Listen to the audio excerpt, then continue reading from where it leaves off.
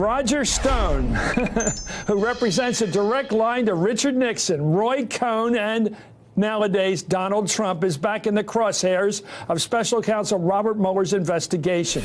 New reporting from the Washington Post today shows Special Counsel Robert Mueller has been aggressively pursuing leads whether President Trump's longtime advisor, that would be Roger Stone, had advanced knowledge of hacked Democratic emails ahead of the 2016 election.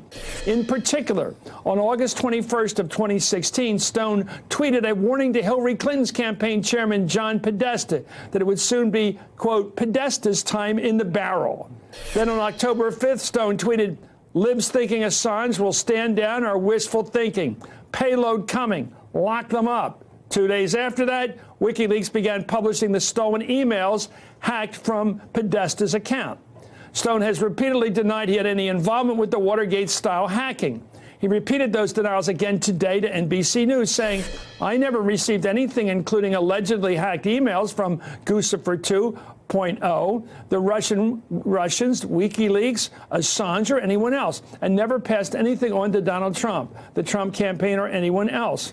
As it relates to Mueller, this shows collusion is still part of his ongoing investigation, don't you think? Joining me right now is Ken Delaney, NBC News intelligence and national security reporter, Elliot Williams, former federal prosecutor. Gentlemen, I love it because it tells me that Mueller's back on the heart of this case.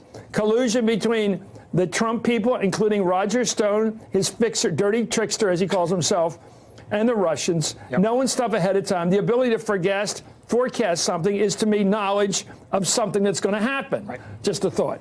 Absolutely. And as many as 11 associates of Roger Stone, we think, have been paraded before that grand jury. They've spent hours listening to testimony. They've gone over reams of documents. And, you know, Robert Mueller doesn't use the grand jury for a fishing expedition, Chris. If he's doing this, there's a reason. You wouldn't take all this time for the grand jury if you didn't have some evidence of wrongdoing. Now, Stone, in that email to me and other places, says he's absolutely innocent. Didn't do anything. It's very carefully worded denial. Right. Very carefully worded. But in August, he didn't say I had no advanced knowledge. I couldn't find that in there because he did have advanced knowledge. Elliot? Well, clearly someone is not telling the truth, either him or his comedian friend Randy Credico, either to the grand jury or to Congress. Someone... Has Credico thrown him under the bus yet, or what? Someone's throwing somebody under the bus. Because, look, we've seen this narrative play out before, which is, you know, an associate of Donald Trump saying this investigation is all a joke. I'm not going to participate in it. Ride or die with the president and leave it at that. And then eventually, when it becomes a point of self-preservation, that's when they start singing like a bird. Why do you think Roger put out the word that he'll never flip? Well, he's also raising money on the internet, out there trying to raise money for his legal defense. So he's trying to raise money from the true believers, right. And he's also signaling to Trump, pardon me? Yeah.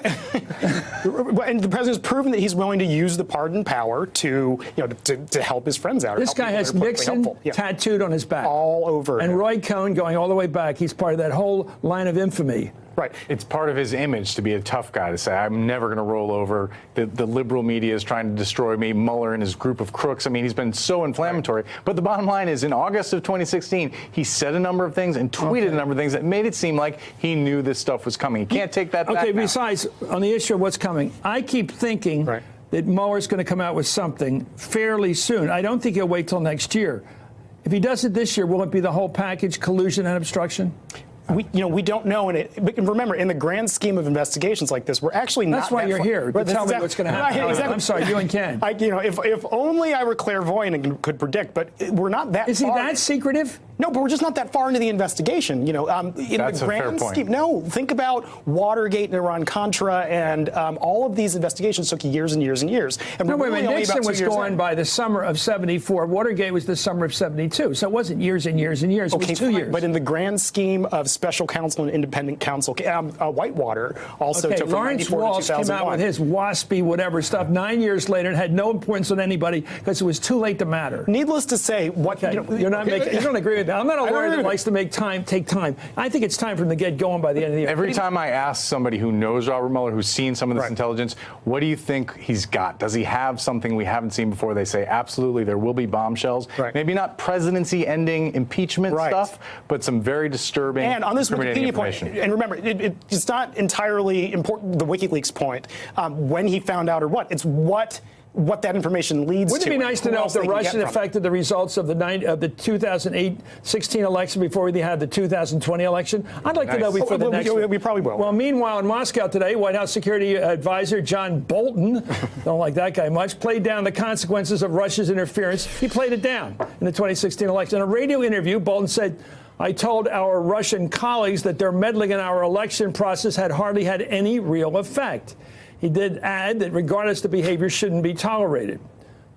There's no way he can know that because intelligence leaders have said they've never studied this. It's outside of their purview. But people who have looked at it say it absolutely had an effect. Well, Millions Hillary of won the people. election in the popular vote by millions of votes, Right. 5 million votes, something like that. Right. So what do you mean by had an effect? Millions of people saw these very divisive messages that were going after wedge issues, and those working So class Hillary people would in Michigan. have won by more popular vote. Well, but what about the 100,000 votes in Michigan, Pennsylvania, all right. Ohio that How decided? can you isolate that? What the impact was in those particular industrial states? From my perspective, forget the states, forget the politics. Did someone meddle in our elections, and did people? Well, they in the meddled United in States- there. They're and meddling in Trump- this one. Well, but and in the Trump campaign, did they know about it and did they act on it? And that, hopefully we find out something, like you said, very soon. Is that about it. impeachable? I'm not going to lock in. Well, that's a reasonable question. If somebody, what the evidence says and somebody shows. helps somebody else advance a criminal conspiracy to help them get elected president, wouldn't that be impeachable? If there's proof that he knew about it, there will absolutely be an impeachment. Will there be a conviction, a two-third vote in the Senate? Well, that's politics. I want to know about the impeachment. That's the indictment part. It's on its face. That's It's not something you evidentiary. should throw out, and it's certainly worth consideration. But I mean, Anyway, it's hard we'll to say see. what Anyway, thank you, Ken Delaney, Delanian rather, and Elliot Williams. Hey there, I'm Chris Hayes from MSNBC. Thanks for watching MSNBC on YouTube. If you want to keep up to date with the videos we're putting out, you can click subscribe just below me or click over on this list to see lots of other great videos.